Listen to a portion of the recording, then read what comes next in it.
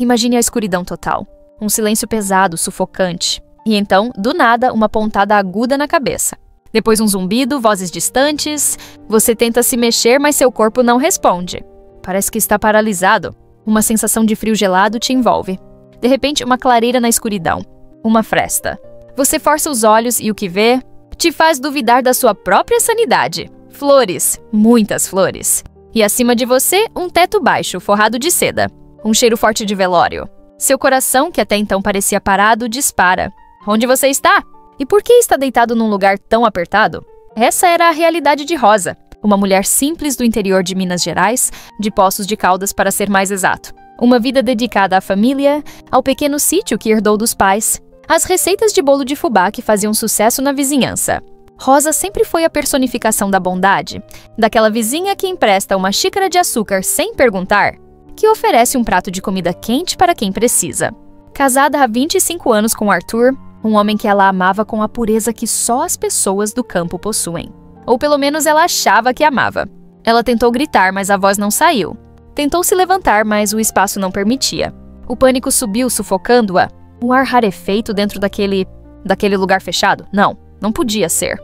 Mas o que mais poderia ser? O cheiro de formol era inconfundível. As vozes do lado de fora, a lamentação contida.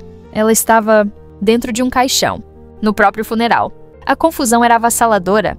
A última coisa que ela se lembrava era de sentir uma tontura terrível, depois de tomar o chá que Arthur lhe ofereceu. Um chá de camomila, ele disse, para dormir melhor. Ela confiava cegamente nele, como uma criança confia nos pais. E agora estava ali, aprisionada, sentindo cada partícula do seu corpo dormente, mas consciente. Comente aqui de qual cidade você está assistindo esse vídeo e não se esqueça de se inscrever no canal para não perder as próximas histórias. Do lado de fora, o velório seguia seu curso melancólico. Vizinhos, amigos, parentes distantes, todos com os rostos marcados pela tristeza. Ou pelo menos era o que parecia. Arthur, o viúvo, demonstrava uma dor profunda, abraçando a todos que vinham lhe dar os pêsames. Ao seu lado, a jovem Lídia, sua secretária, parecia igualmente inconsolável, com os olhos vermelhos e inchados. Ninguém desconfiava da teia de mentiras que estava prestes a se desenrolar. Rosa fez uma força sobrenatural e conseguiu levantar levemente a cabeça, encostando na parte de cima do caixão. Seus olhos se adaptaram à pouca luz que vinha de algumas fissuras na madeira. Ela se esforçou mais uma vez e conseguiu movimentar o dedo indicador. Ela tentava se comunicar de alguma forma, mas não havia forças. Lágrimas rolavam pelo seu rosto, agora totalmente consciente da situação. A respiração, antes uma leve arfada, virou uma série de suspiros curtos e desesperados. Cada batimento cardíaco, uma martelada no peito, ecoando no espaço minúsculo. Ela tentou mexer os braços, as pernas, qualquer parte do corpo, mas era como se estivesse presa em concreto. O desespero apertava a garganta. Ela estava viva, consciente e enterrada viva. O horror da situação era maior do que qualquer filme de terror que ela já vira na vida. Foi então que as vozes se aproximaram. Passos lentos, depois pararam bem perto do caixão. Eram Arthur e Lídia. Rosa congelou. Ela ouviu Arthur suspirar, uma espécie de alívio disfarçado de tristeza. Finalmente, meu amor, a dor acabou, disse Arthur em voz baixa. Quase um sussurro, mas claramente audível. Lídia respondeu com a voz suave, também sussurrando. Eu sei, Arthur. Mas valeu a pena, não valeu? Rosa sentiu um choque atravessar seu corpo. Tentou gritar, mas nada saiu. Seus olhos se arregalaram. O coração de Rosa parou. Não era dor que ela sentia, era ódio e incredulidade. Lídia, sua secretária, que ela tratava como uma filha, e Arthur, seu marido, aquele a quem ela tinha entregado 25 anos da sua vida, aquele que dormia ao seu lado todas as noites. A voz de Arthur continuou, agora com um tom de frieza que Rosa jamais imaginou ouvir. A fazenda de café, Lídia. As terras em São João del Rei. Toda a herança da Rosa será nossa agora. Sem ela para atrapalhar. Lídia completou. Pensei que nunca chegaria esse dia. Tivemos que ter paciência. O chá funcionou perfeitamente. Ninguém vai desconfiar de nada. A parada cardíaca foi a justificativa perfeita. Um grito mudo rasgou a alma de Rosa. É um grito interno, silencioso, de terror e traição. O ar dentro do caixão parecia ter sumido por completo. Seu corpo tremia, mas ela não conseguia se mexer. A força do ódio, no entanto, foi mais poderosa que a paralisia. Ela reuniu todas as suas forças e movimentou a mão com violência, batendo na lateral do caixão. A pancada ecoou abafada, quase imperceptível para a maioria, mas foi o suficiente para chamar a atenção de alguém, de uma única pessoa na sala. Dona Odete, a vizinha de longa data, aquela senhora que sempre desconfiou do comportamento meloso de Arthur.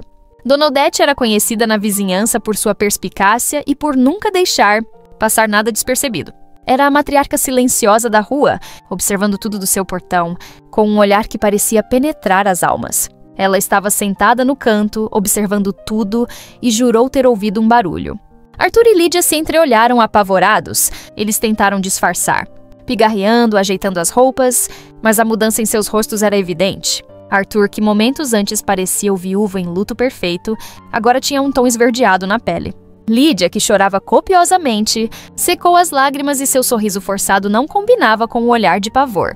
Dona Odete, com sua audição aguçada pela idade e por anos de fofocas de quintal, percebeu a movimentação e a troca de olhares. Ela se aproximou, fingindo ajeitar um arranjo de flores murchas, mas seus olhos estavam fixos no caixão. Rosa sentiu a presença de alguém perto. Uma luz tênue de esperança acendeu em seu peito. Ela reuniu as últimas energias e bateu novamente no caixão, de forma mais forte dessa vez, um som que para ela parecia um trovão, mas do lado de fora ainda era um ruído discreto. Um sussurro quase imperceptível saiu dos lábios de Rosa, formando a palavra ajuda. Era um som fraco, um sopro, mas no silêncio tenso da sala, para os ouvidos atentos de Dona Odete, era uma oração. Dona Odete era como um cão de caça quando sentia algo errado. Ela se levantou, os olhos fixos em Arthur, que tentava se esquivar do olhar dela. Arthur, você não ouviu isso? Parece um barulho vindo. Do caixão, perguntou Dona Odete com a voz firme, mas baixa, quase um comando. Ah, Dona Odete, deve ser coisa da senhora. A emoção do momento? Sabe como é? Respondeu Arthur, forçando um sorriso nervoso que mais parecia uma careta. Ele tentou colocar a mão no ombro da velha, mas ela se afastou bruscamente. Dona Odete não se deu por vencida. Seu instinto lhe dizia que algo estava profundamente errado. Ela se abaixou, ignorando a tentativa de Arthur de desviar sua atenção, e encostou a orelha na madeira polida do caixão. Dessa vez, o som foi um pouco mais claro. Não era um ruído da madeira, mas algo vindo de dentro. Algo vivo!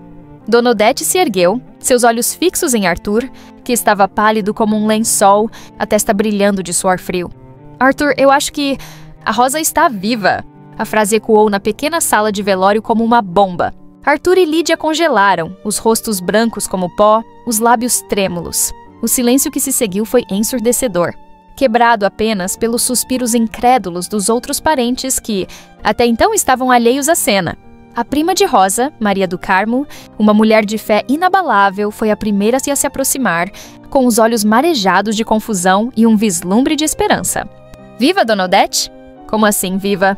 Meu Deus do céu! O pânico tomou conta da dupla de traidores. Arthur tentou disfarçar, gaguejando desculpas esfarrapadas, falando sobre miragem e delírio, mas Dona Odete já estava chamando por ajuda, gritando por socorro sua voz, que antes era mansa, agora carregada de uma urgência que não podia ser ignorada. Pelo amor de Deus, alguém chame uma ambulância! A Rosa está viva, eu juro! A comoção foi geral. Em questão de segundos, o que era um velório de luto virou um palco de caos. Vizinhos e familiares, que antes lamentavam a suposta perda de Rosa, agora se agitavam em torno do caixão, alguns tentando abrir a tampa, outros olhando desconfiados para Arthur e Lídia, que tentavam se afastar da confusão, misturando-se à multidão, buscando uma fuga improvável. O filho mais novo da vizinha, um jovem estudante de medicina, agiu rápido. Ele havia chegado minutos antes e, ao ouvir o clamor de Dona Odete, não hesitou. Com a ajuda de outros homens, forçaram as travas do caixão. A verdade estava prestes a ser revelada de forma chocante, e o véu da mentira que cobria a vida de Rosa seria rasgado ali, diante de todos. A cena que se seguiu foi inacreditável. A tampa do caixão foi aberta bruscamente, revelando Rosa, pálida, suada, com os olhos semi-abertos e a respiração ofegante, mas inegavelmente viva. O choque foi generalizado. Alguns soltaram gritos de espanto, outros de alívio. Maria do Carmo correu para perto, abraçando a prima com lágrimas de pura felicidade. Rosa, você está viva! Um milagre! A equipe de paramédicos que o jovem estudante havia chamado chegou em poucos minutos, sirenes rasgando o silêncio da rua tranquila. Eles agiram rápido, retirando Rosa do caixão com cuidado e avaliando seus sinais vitais. A notícia se espalhou como fogo pelo interior de Minas. A defunta reviveu. Mas a realidade era muito mais cruel do que um simples milagre.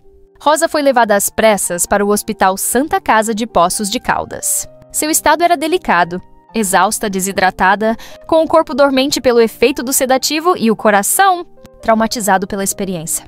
No entanto, ela estava consciente e, assim que conseguiu falar com clareza, seu depoimento foi um choque para a equipe médica e para a polícia que já havia sido acionada por Dona Odete.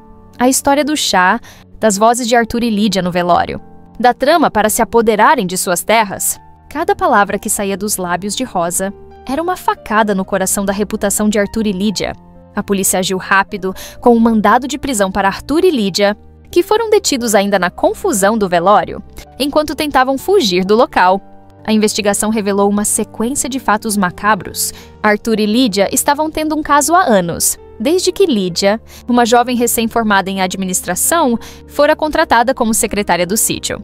A princípio, Rosa vira na moça uma filha que nunca tivera, ensinando-lhe as receitas de família, dividindo segredos, confiando-lhe a administração de parte dos negócios. Mas a ganância e a paixão ilícita corroeram a alma da dupla. Eles planejaram a morte de Rosa meticulosamente para ficar com sua fortuna.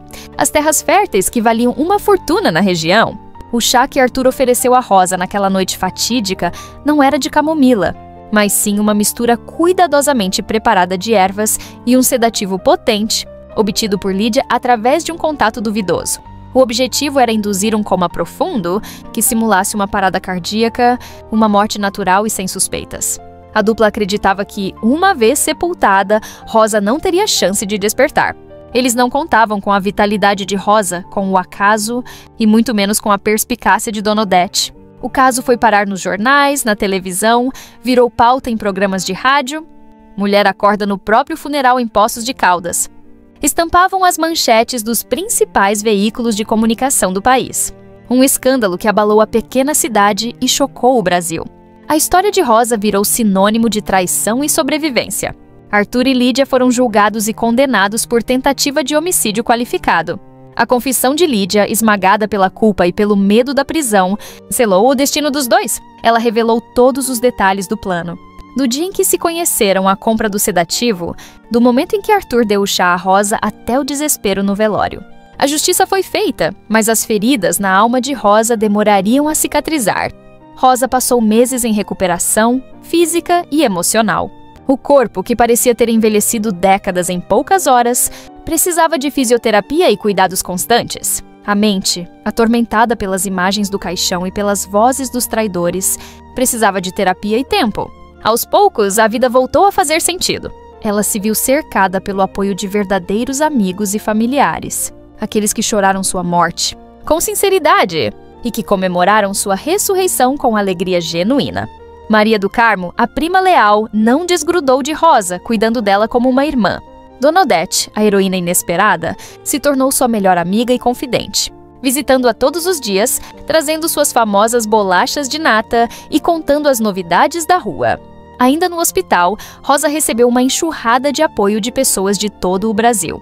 Cartas, mensagens, visitas de anônimos que se comoveram com sua história. Ela se tornou um símbolo de força, uma inspiração. Essa atenção inesperada, embora no início a assustasse, logo se transformou em uma fonte de energia. Ela sentia que precisava viver não só por si, mas por todos que torciam por ela. Depois de ter alta, o retorno ao sítio, que antes era seu refúgio, foi difícil. Cada canto parecia carregar as memórias da traição. O quarto que dividia com Arthur, a cozinha onde preparava as refeições para ele, o pomar onde passeavam juntos. Mas Rosa era forte. Ela decidiu recomeçar de verdade. As terras, que quase lhe custaram a vida, se tornaram seu novo propósito. Ela não queria mais apenas viver do que o sítio já dava. Queria transformá-lo, fazê-lo prosperar como nunca. Com a ajuda de Maria do Carmo e de alguns vizinhos fiéis, Rosa iniciou um processo de renovação. Ela investiu na produção orgânica, aplicando os conhecimentos que tinha sobre as terras e o que aprendeu em cursos rápidos sobre agricultura sustentável. Abriu as portas do sítio para visitas, criando uma pequena estrutura para receber turistas e grupos escolares, oferecendo seus famosos bolos de fubá, o pão de queijo da roça e o café fresquinho. Ela transformou o sítio Pouso Alegre em um agroturismo, um lugar de paz e beleza, onde as pessoas podiam aprender sobre a vida no campo e, sem saber, testemunhar a resiliência de uma mulher. Rosa também começou a compartilhar sua história, não como uma vítima, mas como uma sobrevivente, em pequenos encontros e palestras na comunidade.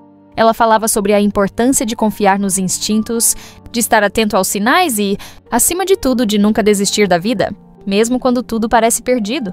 Ela transformou a dor da traição em força, a amargura em sabedoria, o trauma em resiliência. Sua voz, que quase se calou para sempre, agora era um eco de esperança. Com o tempo, o sítio de Rosa floresceu. As colheitas eram abundantes, o número de visitantes crescia a cada mês. Ela contratou novos funcionários, todos pessoas da região que precisavam de trabalho. O Pouso Alegre se tornou um exemplo de prosperidade e comunidade. Rosa, antes uma mulher reclusa e dedicada apenas à família, descobriu em si uma empreendedora nata, uma líder, uma inspiração.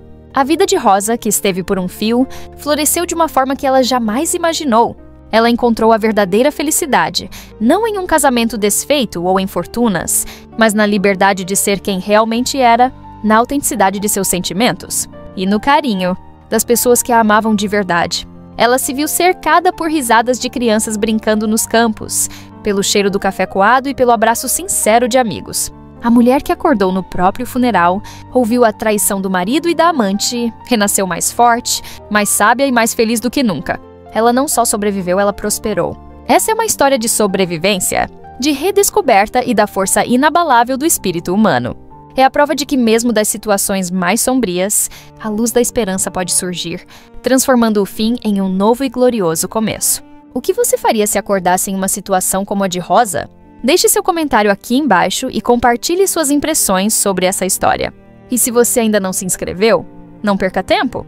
Clique no botão de inscrição e ative o sininho para não perder as próximas histórias incríveis do nosso canal. Até a próxima!